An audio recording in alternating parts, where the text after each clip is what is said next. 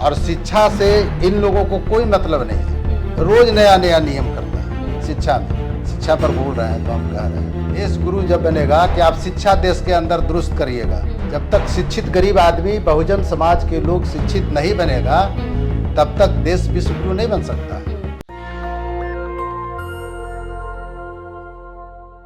नमस्कार, मैं निधि रतन। आप देख रहे हैं नेशनल दस्तक तस्वीर भारत की। बहुजनों की सियासती भागीदारी, आज हम बातचीत करेंगे और मेरे साथ हैं प्रोफेसर अशोक कुमार सिंह। सामाजिक रूप से, राजनीतिक रूप से, जमीनी स्तर पे बहुत ही ज्यादा बारीकियों से चीजों को जानते हैं और हम ही उन्हीं मुद्दों पे बातचीत करेंगे जो बहुजन समाज की रोजी रोटी से लेकर राजनीतिक भागीदारी से जुड़े हैं। सर, हमारे चैनल में आपका स्वागत है। बहुत बहुत धन्यवाद सर। पहला सवाल आपके दर्शक को भी जी। सर, पहला मेरा सवाल आपसे यही है कि बहुजनों की राजनीतिक जो भागीदारी है वो पिछले 8 सालों में बहुत ही ज्यादा बेकार दिखाई दे रही है। इस पर आप क्या कहेंगे? देश की जो वर्तमान परिस्थितियां हैं उसमें देश के जितने भी स्टेट हैं सभी स्टेट में बहुजन का जो छत्रप है जी, वो छत्रप अपने अपने हिसाब से चल रहे हैं। और इसका कारण है कि डिवाइड एंड रूल वाला बात यहाँ हो रहा है। छत्रपों को बांटिए, कहीं वहाँ मिला लीजिए, कहीं वहाँ मिला दीजिए, कहीं वहाँ मिला लीजिए। तो छत्रपों को बांट करके वो देश को पिछले 8 साल में, आप बोले ना जी, देश पिछले 8 साल में हम समझते हैं कि 50 वर्ष पीछे चला गया। और जिसका उसका असर बहुजन पर ही पड़ रहा है, दूसरे पर नहीं पड़ रहा है। जो बहुजन समाज के लोग हैं उसी पर ज़्यादा असर है। ये बात अलग है कि वो बहुजन समाज के लोग बोलने में कमज़ोर हैं, उनकी बोली जुबान नहीं चलती है। जिस दिन जुबान बहुजन का चलना शुरू हो जाएगा उस दिन देश का कायाकल्प हो जाएगा। आपने कहा कि बहुजन समाज को बोलने की ज़रूरत है। हमारे सबसे ज़्यादा एमपीज़ हैं, एमएलएज़ हैं, हर राज्य में मतलब मोस्टली एसटी एससी ओबीसी लोगों की सरकार है। फिर भी क्या वजह है जो मानसिक रूप से हम उभर नहीं पा रहे या मानसिक रूप से हम आगे नहीं बढ़ पा रहे हैं? देखिए, ये तो अंग्रेज वाला नियम है ना जी। अंग्रेज के टाइम में चलता था डिवाइड एंड रूल। वही बात हम आज भी कह रहे हैं कि पिछड़ी जितनी भी बहुजन समाज के लोग हैं उसको कहीं न कहीं कोई आदमी तोड़ करके अपने खेमा में इधर उधर करके रखे हुए हैं। उनकी समझदारी जिस दिन एक हो जाएगी, जिस दिन समझ जाएंगे कि लोग डिवाइड एंड रूल कर रहा है, उस दिन एकता बन जाएगी। या एकता जब बन जाएगी तो जो इस तरह की शक्तियां हैं वो शक्ति समाप्त हो जाएगी। ऐसा कहा जाता है देश की जो राजनीति की तस्वीर है वो बिहार से और यूपी से होकर गुजरती है। वो 2 राज्य डिसाइड करते हैं कि भारत की राजनीतिक तस्वीरें क्या होंगी। पिछले चुनाव में जो जिस तरीके का रिजल्ट रहा कि बहुत बुरी तरीके से बहुजन समाज की हार हो गई, लेकिन जिस तरीके से नीतीश कुमार का दौरा हो रहा है, लगातार वो अलग अलग लोगों से मिल रहे हैं, क्या बहुजन समाज के लिए एक शुभ मैसेज है? नहीं, आपने कहा ना कि बिहार और यूपी होकर के दिल्ली की राजनीति चलती है, तो बिहार तो लोकतंत्र की जननी है ना। जी है जी। तो बिहार में एक से एक दिग्गज पैदा हुए जी, जिससे देश के राजनीति को प्रभावित करने का काम किया। दूसरा सवाल आपने कहा कि बहुजन के बहुत सारे एमपी नहीं जीत पाए, बहुजन के जो पार्टी के लोग हैं वो नहीं जीत पाए जी। लेकिन जो बहकावे में चले गए वो तो जीतवे किए हैं, थोड़े नहीं जीते हैं, वो तो जीते हैं। लेकिन वो तो चले गए हैं वहाँ जहाँ नहीं जाना चाहिए था उनको, बहुजन के साथ रहना चाहिए, तो वो तो चले गए दुर्जन के साथ। तो दुर्जन के साथ चले गए हैं तो दुर्जन जैसा का व्यवहार नहीं करेंगे, तो बहुजन का हित कहाँ से वहाँ चलेगा? कहने के लिए कुछ भी कह ले, लेकिन वहाँ तो बहुजन का को लाभ के लिए कोई काम कर नहीं सकते। वहाँ तो जुमलेबाजों के साथ चले गए हैं। ये तो आपने बात की नेताओं की राजनीतिक जहाँ ज़रूरतें पूरी होंगी वो वहाँ पर पार्टी पलटफेर करेंगे, लेकिन जनता को क्या हो गया? जनता का ओबीसी समाज की बात करें, बहुजन समाज की, शेड्यूल कास्ट समाज की बात करें, अधिकतर लोग मंदिर के मुद्दे पे भटक जा रहे हैं। कैसे बदलाव आएगा? नहीं, मंदिर के मुद्दे पर हम फिर वही बात कहेंगे कि मंदिर के मुद्दे पर लोग नहीं भटकते, उनको हम ही लोगों में से कुछ लोग निकल जाते हैं जिसको भटका देते हैं। बहुजन समाज के अंदर से ही कुछ लोग निकल करके वो चले जाते हैं, तो उसी में भटकाव हो जाता है और कोई खास बात नहीं है। उनको लगता है कि चलो भाई ये जो कह रहा है सही कह रहा है। जातिवाद का क्या मतलब है? जातिवाद का यही मतलब है कि जात का लीडर हो गया तो जो कह रहा है उधरे चलो। जिस तरीके से नीतीश कुमार और लालू यादव जी साथ में आए, गठबंधन का एक मैसेज देना चाह रहे हैं, लोगों को, तमाम लोगों को एकजुट कर रहे हैं, क्या ये एक अच्छा मैसेज है कि राजनीति देश हित में तो अच्छा मैसेज है जी, राष्ट्र हित में अच्छा मैसेज है जी, इसमें तो कहीं दो राय नहीं है। नीतीश जी लालू जी के साथ या आरजेडी के साथ या वहाँ 7 पार्टियां हैं, एक के पार्टी लालू जी खाली नहीं है, कांग्रेस भी है, लेफ्ट भी है, ये सब मिलाकर के 7 पार्टियां हैं। वो 7 पार्टी मिल करके मैसेज तो देश हित में दिए हैं। और जो नीतीश जी ने ठान लिया है कि विपक्षी एकता को हम करने का प्रयास करेंगे, तो देश हित में है, राष्ट्र हित में है। आज राष्ट्र कहाँ जा रहा है? आज जो लोग कहते हैं तो देश की जितनी भी संवैधानिक संस्थाएं हैं, उन संवैधानिक संस्थाओं पर, ज़्यादा क्या अधिकतर पर बीजेपी के लोग, वहाँ आरएसएस के लोग पहुँच गए।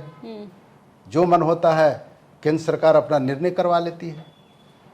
देश की जो संपत्तियां हैं, रेलवे हो, बीएसएनएल हो, एयरपोर्ट हो, इंश्योरेंस हो, चाहे और कोई संपत्ति हो, सबको बेच करके वो तो विश्व गुरु बना रहे हैं ना देश को। देश तरक्की कैसे करेगा? विश्व गुरु बनाने का मतलब ये नहीं ना है कि आप देश की संपत्ति को निजी हाथों में बेच दीजिए, वैसे देश गुरु बना। देश गुरु कब बनेगा?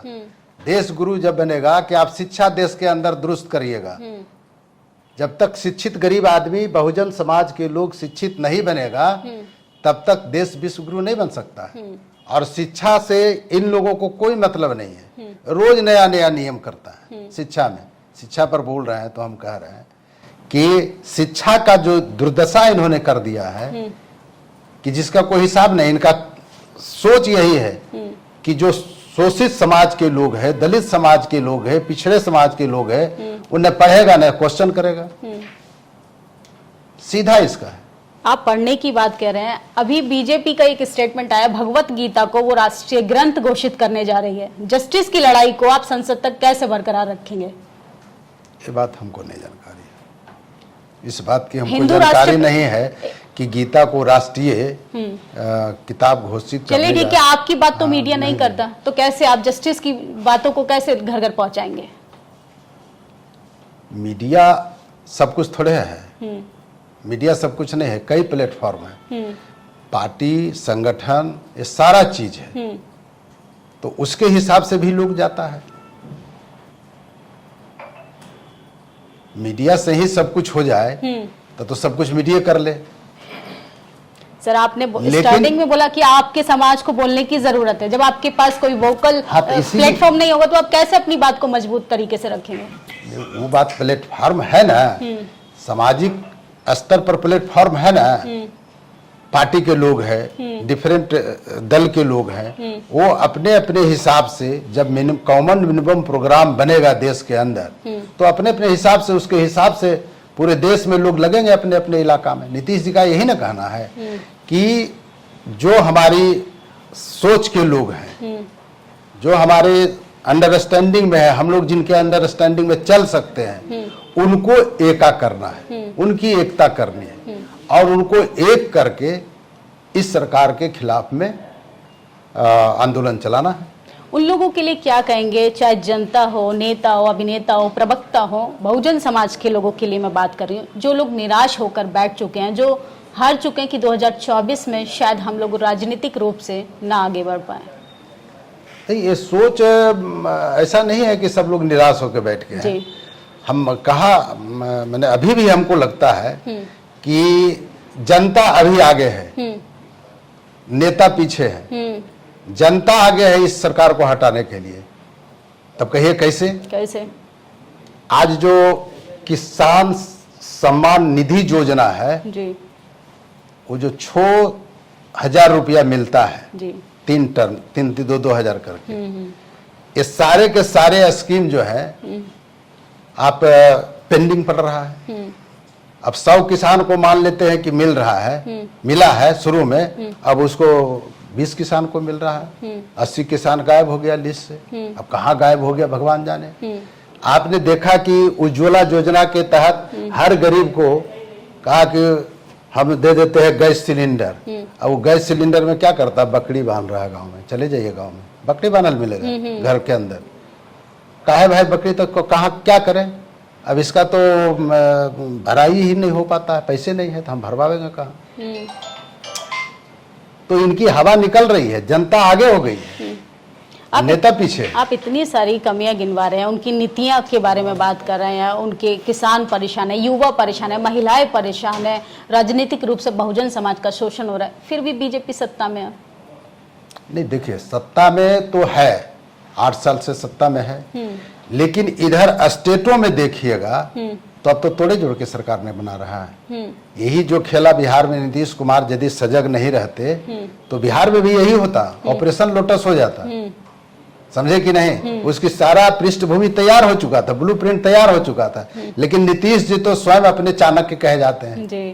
तो वो तो समझ गए कि तो जब हम इसके अथी से नहीं निकलेंगे तो ये तो हमारा सब चीज खत्म कर देगा।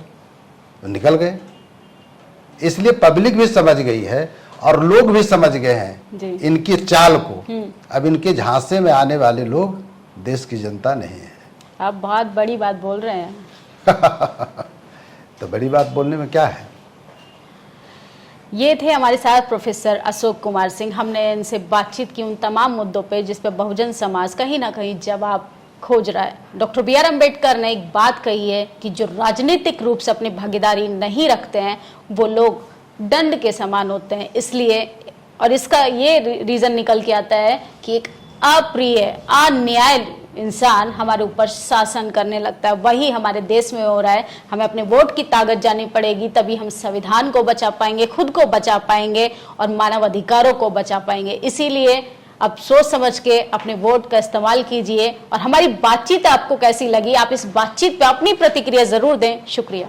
नेशनल दस्तक की आपसे गुजारिश है कि अगर इसको बचाना चाहते हैं तो नेशनल दस्तक को सब्सक्राइब करने के लिए रेड कलर के सब्सक्राइब बटन को दबाएं, फिर बेल आइकन की घंटी दबाएं।